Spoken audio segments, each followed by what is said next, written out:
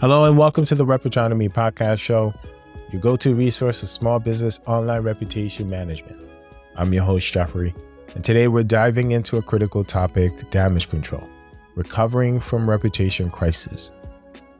Now, you and I both know reputation crisis can strike any business.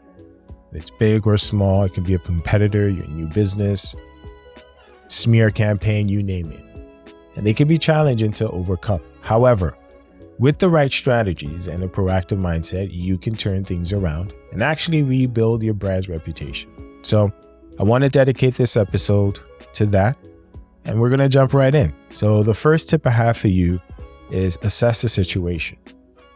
Whenever a reputation crisis hits, you want to take a step back, remove yourself from it, all emotions, and objectively assess the situation. Now, this involves analyzing the extent of the damage. That's first.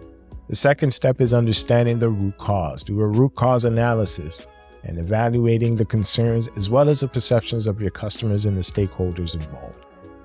Right? By gaining a clear understanding of the crisis at hand, what you can do is now start to formulate an effective recovery plan that aligns with your business's values and the situation at hand. Tip 2, develop a transparent communication strategy. Now, this may be new to a lot of people, but in the digital age that we're in, time is everything. Time is the game here. And so in times of crisis, a transparent communication strategy becomes your most powerful tool for yourself and your team to implement at a moment's notice. It's imperative to actually be honest in this case. You want to be as open as you can and as authentic with your messaging, and you want to clearly articulate the steps that you're going to take to address the issue and actually provide regular updates on your progress. So if it was something that someone said, something that was done, and things are evolving and you're working with law enforcement or officials, you want to make sure that you're providing that information and how much of that information you provide, because you don't want to give up too much that you can't retract again, because what's said online stays online, right? Now, by doing so, what you'll be doing is demonstrating accountability, but you're also building trust with your audience by giving them the effective communication that they're looking for. Actually helps build and mend this path towards a reputation recovery that you're trying to implement here. The third tip I have for you, you want to engage with your customers. During a reputation crisis, the most important thing you have to do is show face. The last thing you want to do is hide, delay, pass blame. Actively listen to their concerns. You want to promptly answer all questions. You want to address all grievances in genuine care. No cookie cutter responses. I mentioned this in one of my episodes. You want to show empathy.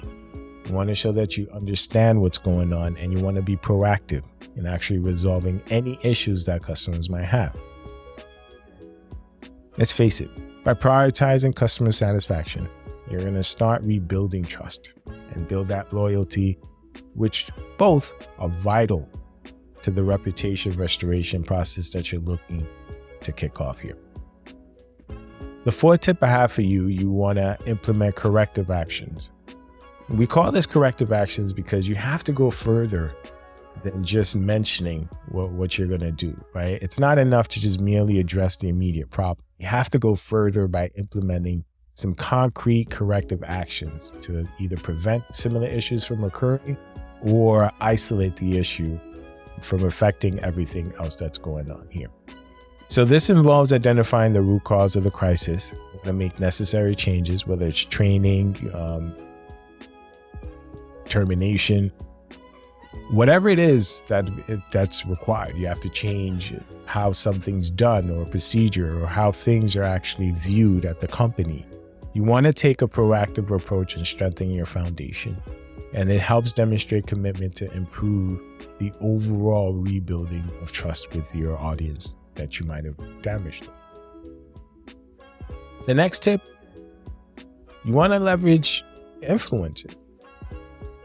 I've said this quite a few times here, but in this aspect, it's a little different. You've probably seen this a few times, but you see a new brand spokesperson for a damaged, tarnished brand, and you're wondering why they speak on behalf. Well, They're here to kind of reset the image. And the image that they have is to use an influencer to not only boost traffic in areas that they might have lost their momentum, but represent that you can forgive us.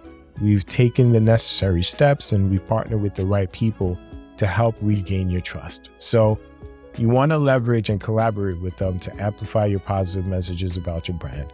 You want to use endorsements to help rebuild your reputation and expand your reach. And their credibility can help resonate with your target audience and bring in a whole new audience that I mentioned before, never even tapped into. So influencers are a huge asset when it comes to the recovery process. So there you have it. These are the essential tips that I have for you when it comes to recovering from a reputation crisis. Do remember, it's crucial to first assess the situation. That's the number one step that I could give anyone. Just take a step back, remove yourself from it, assess the situation. You want to communicate transparent steps, engage your customers, implement the corrective actions, and you want to leverage influencers as soon as possible and turn them into your or brand advocates, as I like to say. If you found these tips helpful and you want to save time and you want to have our team help you with the managing and monitoring and bringing of the consistency when it comes to your online brand for your small business, please contact us, www.reputronomy.com. Book a session with us. We'd love to learn more about you and also go over some strategies and tips on how we can help bring everything back to shape. Now, our solutions are here and they're designed for small businesses. You're not alone. Contact us whenever you're ready. But until next time, please be safe and we hope to hear from you soon.